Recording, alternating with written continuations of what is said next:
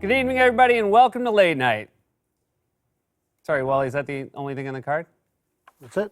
I guess we were over-relying on him. All right, let me tell a story. When we first started the show, about 6 years ago, our first episode in this studio, we had two guests, Amy Poehler, my dear friend, and Joe Biden.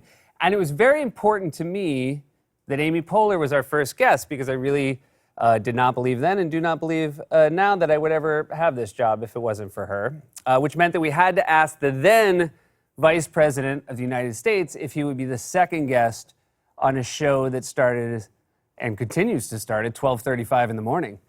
And he said with no hesitation it would be an honor to follow the great Amy Poehler. And I think that he said that for two reasons. One, he is at his core a decent human being. And two, he knew that if we asked Amy to go second, it would be a whole thing.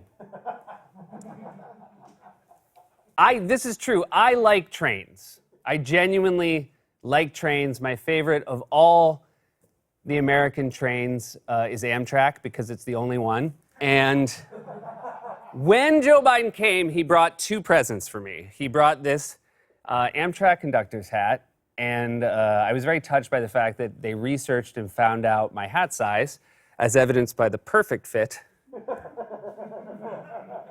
So the extra mile was noticed. And he brought me this train whistle, which 6 years ago was a fine gift, but has become a very special gift to me in the years since, because now I have two young boys, and the last thing I do before I come out here is I FaceTime them, because by the time the show is over and I get home, they're asleep.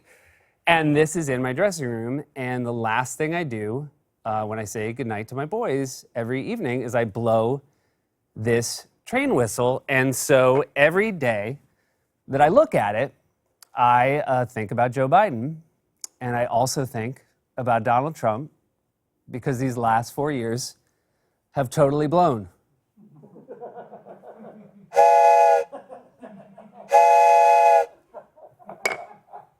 Let's get to the news. Everybody's like, what are you going to do if he loses? Whistle bits. Duh.